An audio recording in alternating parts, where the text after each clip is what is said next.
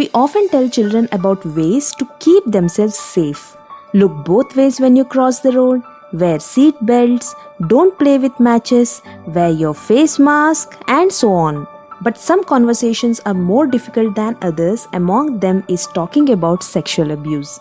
National survey finds that despite expert recommendations, many parents delay talking to their kids about inappropriate touching.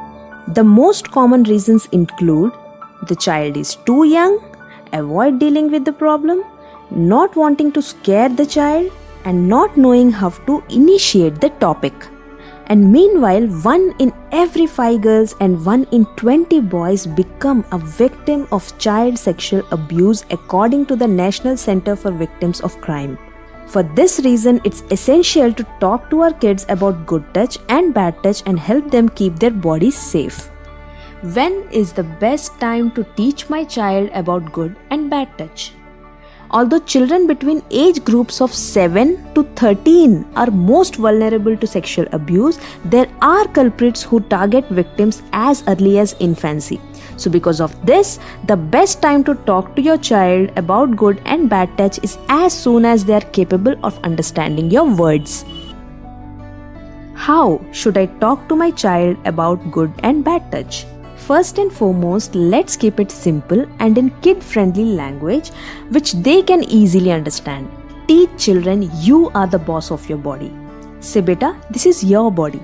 Let's think of ways to keep your body healthy and safe. Say, we need to keep your body safe and hence we buckle you up in the car seat. And use the same language when you talk about eating healthy food, holding hands to cross the road, and so on. Encourage them to speak up when a sibling or a friend is doing something hurtful. Like if a classmate pushes them on playground, teach them to say, please stop. This is my body and I want to keep it safe. So basically, you are helping them have ownership of their own bodies and feel comfortable setting their boundaries. Don't force any kind of touch. The biggest fear among parents is that we don't want other person to think negative of our child. So balancing encouraging social skills with encouraging ownership of one's body is quite challenging. But you know what? Kids will be uncomfortable at different times for different reasons. So don't force them for any physical contact they are not comfortable with. Instead, give them options. Say for example, Mohan uncle is here. You can give him a hug or a high five. Use proper words for body parts. Not all parents use correct anatomy and sometimes use nicknames instead. But you should use right names just as you would for elbow, feet or ears. Kids may sense parents' awkwardness talking about certain body parts and think it's something to be ashamed of. If we teach children the proper names and tell them these are doctor words for these parts, it will strengthen their ability to communicate about these topics. In turn, it will create more openness and less secrecy. Keep the right tone. It's important not to laugh or scold.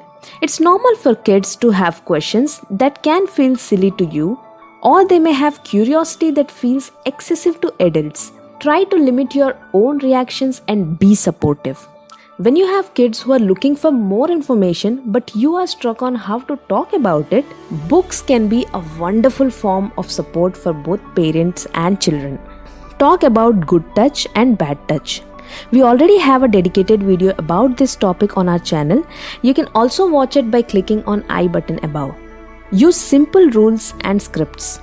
Apart from swimsuit rule, it's important to teach them that no one should look at or touch anyone else's private parts. But that's just one side of the coin. Potential abusers may start with other seemingly innocent touches like playing with hair, stroking an arm or back, etc. It's really helpful to give clear rules to our kids. For example, if your silly friend thinks it's funny to show you his bottom, say no. Stop. Private parts are private. Walk away from him and tell your teacher and your mom. Guys, such talks doesn't need to be scary.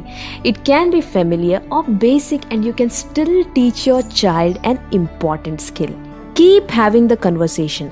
Questions change as children are exposed to media and friends and begin to understand more about bodies and sexuality.